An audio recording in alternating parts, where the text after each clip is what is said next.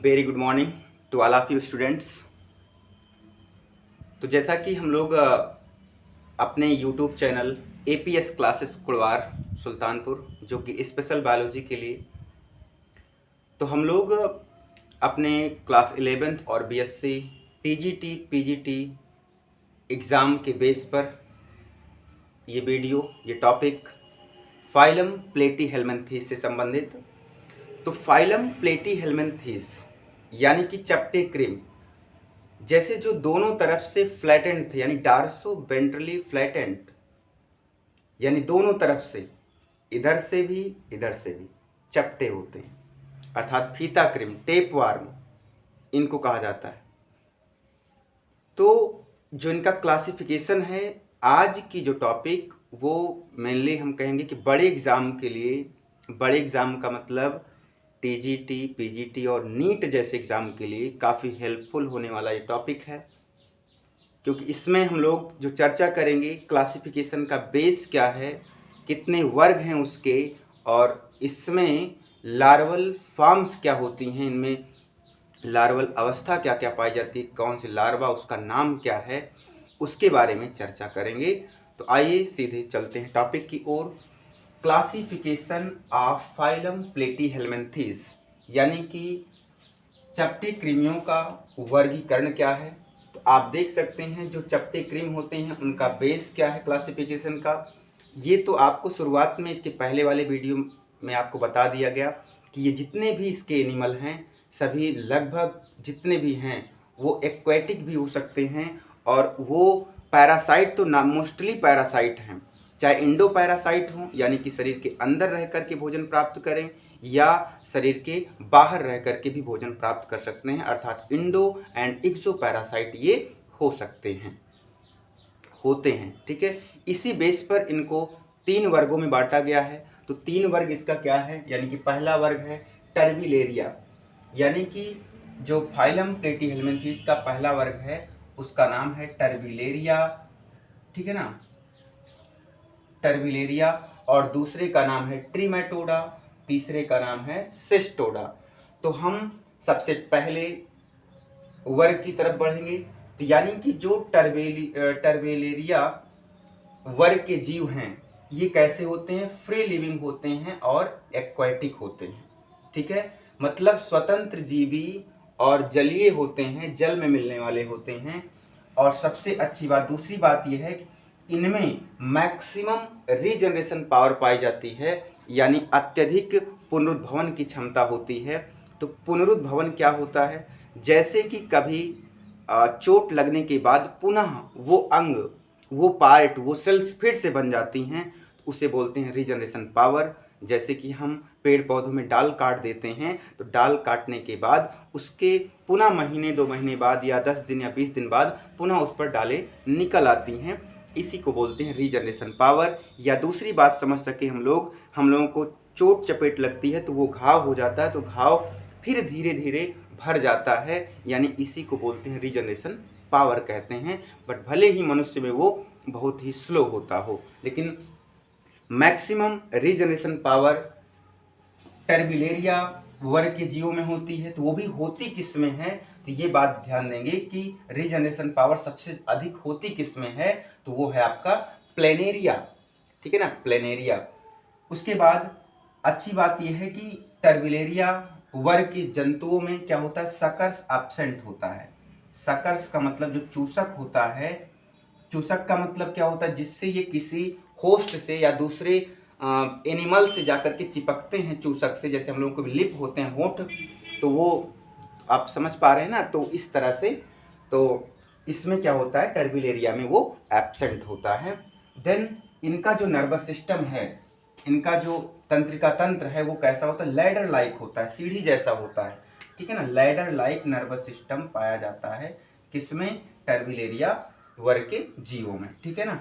अब इसके एग्जाम्पल की बात करते हैं। इसका एग्जाम्पल है प्लेनेरिया, है आपके साथ प्लेनेरिया, ठीक है, प्लेनेरिया। उसके बाद मीजोस्टोमा, फिर उसके बाद डुजेसिया, ठीक है ना, डुजेसिया, प्लेनेरिया, मीजोस्टोमा, ये आपके टर्बिलेरिया का कैरेक्टर हो गया, मतलब कैसे इनमें क्या लक्षण होते हैं, ठीक है। ये सब काफ़ी इम्पॉर्टेंट होता है यहाँ पर कि किस वर्ग के जिन जंतुओं में शक्कर एब्सेंट होता है, तो वो आपका टर्बिलेरिया है। क्योंकि टीजीटी, पीजीटी या नीट जैसा एग्ज़ाम जो है, नीट में तो शायद ये दिया नहीं गया है क्लासिफिकेशन, बट फिर भी हम टीजीटी, पीजीटी और क्लास 11th जैसे जानकारी बहुत ज़रूरी है।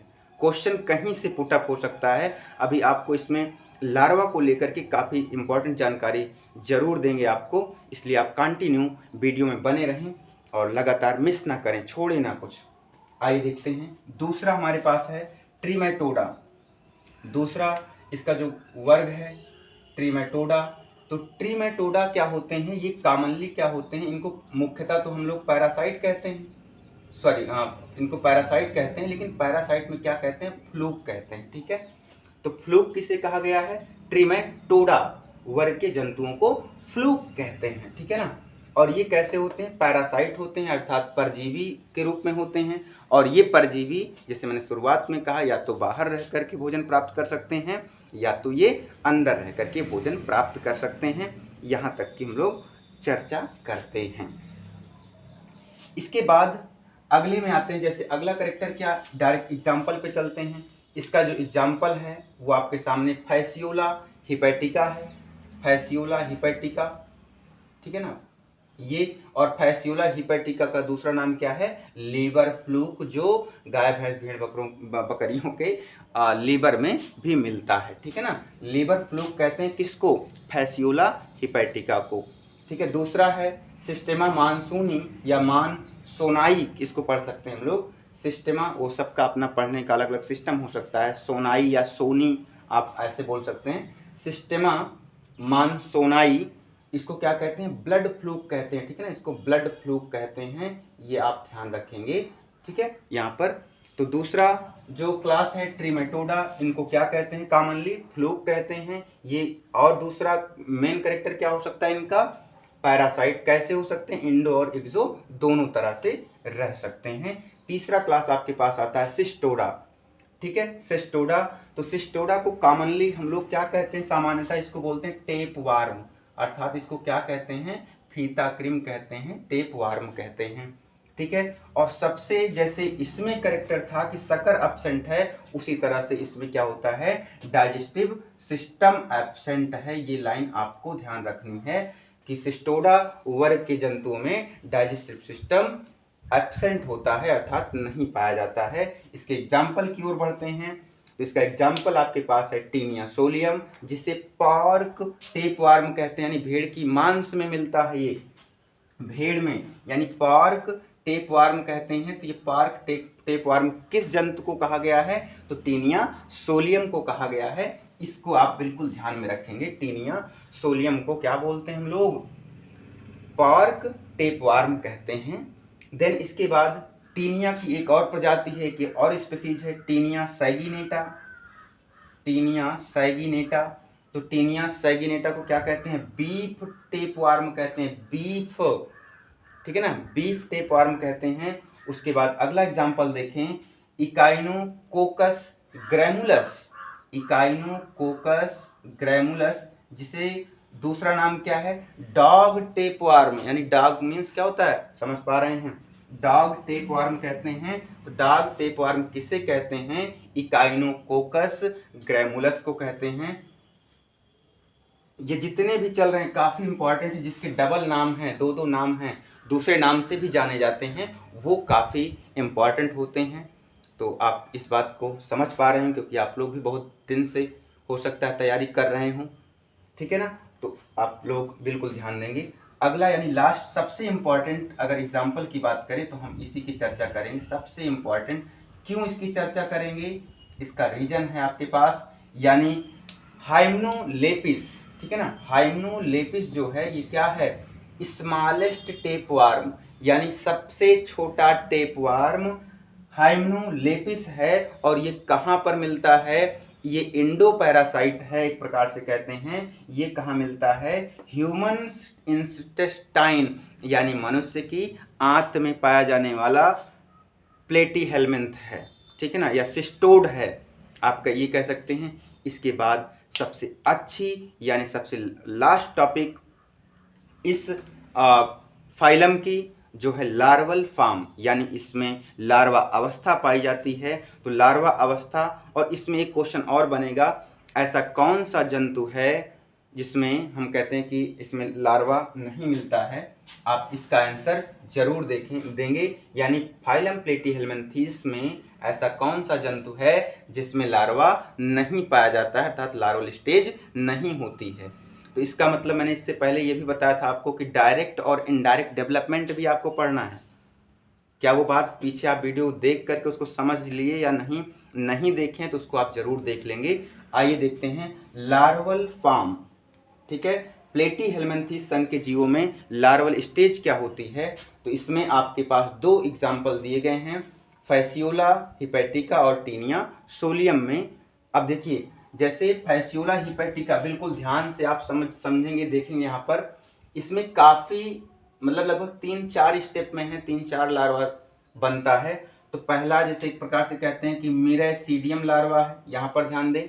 दूसरा स्पोरोसिस्ट है, फिर रेडिया है, उसके बाद सर्केरिया लार्वा है, फिर मेटा सर्केरिया लार्वा है। मतलब 1 2 3 4 5 यानी 5 स्टेप या 5 तरह के लार्वा इसमें पाए जाते हैं। किसमें?